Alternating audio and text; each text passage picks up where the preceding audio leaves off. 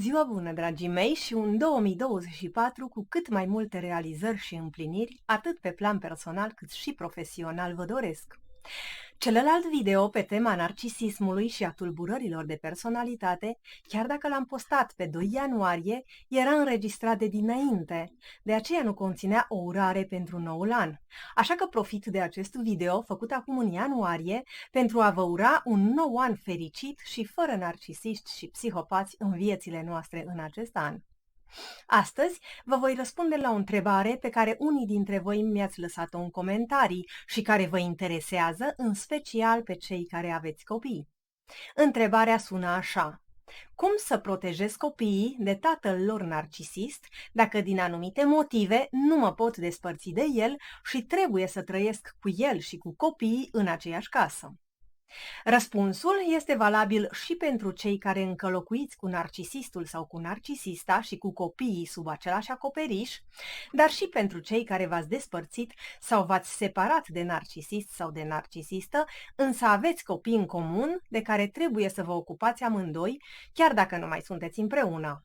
În primul rând și cel mai important, ai grijă de tine și protejează-te tu ca mamă sau tată de părintele narcisist. Ia-i narcisistului sau narcisistei puterea de a-ți face rău, puterea de a te răni. Nu da atenție cuvintelor sau acțiunilor lui, cu care nu urmărește altceva decât să te destabilizeze. Nu te lăsa influențată sau influențat și nu contribui la dezastrele narcisistului sau ale narcisistei. Nu continua să fii sursa lui sau a ei de alimentare. Caută să fii o prezență calmă și stabilă pentru copiii voștri. În al doilea rând, ai grijă de copii și protejează-i de părintele narcisist, fie că este tatăl, fie că este mama. Nu aștepta ca narcisistul sau ca narcisista să acționeze corect și în interesul sau pentru binele copiilor voștri. Drept pentru care va trebui să le oferi o creștere paralelă și să-ți faci partea în educarea lor. În continuare, îți voi lăsa 5 sfaturi cheie despre cum să îți crești copiii pentru a-i proteja de părintele narcisist cu care încă locuiți sau nu. Numărul 1. Învață-i că răul există. Învață-i că există oameni care sunt mai predispuși să facă rău, care abuzează de alți oameni atât fizic cât și emoțional. Numărul 2.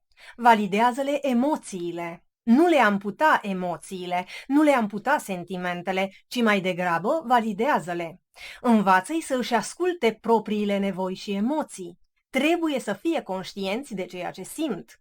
Nu le nega, nu le respinge emoțiile. Dacă spun că sunt supărați, sunt supărați. Dacă sunt indispuși, sunt indispuși. Dacă sunt triști, sunt triști. Și explorează împreună cu ei de ce sunt supărați, indispuși, triști, etc.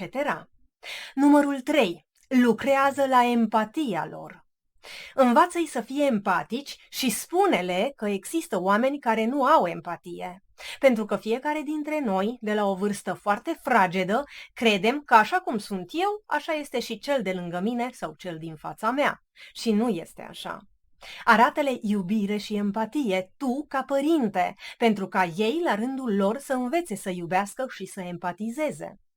Numărul 4. Învață-i limitele. Învață-ți copiii să își recunoască valoarea și să stabilească limite. Învață-i de mici care sunt limitele și cum tu, ca adult și părinte, le respecti limitele. Iar ei să învețe că atunci când cineva vrea să treacă peste o limită, este ceva rău. Și numărul 5. Învață-i ce este bine și ce este rău. Arată-le în orice situație ce este bine și ce este rău. Dacă părintele narcisist îi manipulează, îi șantajează, le face gaslighting sau chiar își încalcă promisiunile față de ei, nu face comentarii negative, dar nici nu fi mediatorul lui. Nu este nevoie să le vorbești copiilor despre tatăl sau mama lor în mod special, pentru că acest lucru îi poate răni. Dar subliniază comportamentele bune ca și pe cele rele și pe cât posibil și în funcție de vârsta lor, bineînțeles, pune nume atât comportamentelor bune cât și celor rele. astfel încât ei să știe, de exemplu, atunci când părintele narcisist sau o altă persoană încearcă să îi manipuleze, că acel comportament este rău și că se numește manipulare. La fel și cu șantajul, hărțuirea, denigrarea, etc. Sau când cineva îi apreciază, ei să știe că acel comportament este bun și că se numește apreciere. La fel și cu împlinirea unei promisiuni, validarea, acceptarea, etc. Pentru ca ei să știe ce este bine și ce este rău și să facă diferența între ele. În cazul unui copil cu un părinte narcisist și mai ales când acel copil trebuie să trăiască și să crească cu părintele narcisist, cel mai indicat este să îi educăm stima de sine. Atunci când o persoană are o stimă de sine solidă, dobândește o personalitate suficient de structurată pentru a face față narcisistului și oricărui alt tip de personalitate toxică. Așadar, orice lucru care crește stima de sine a copilului tău, autonomia lui, capacitatea lui emoțională, îl va ajuta să facă față nu numai narcisistului, ci și oricărei alte circumstanțe a vieții.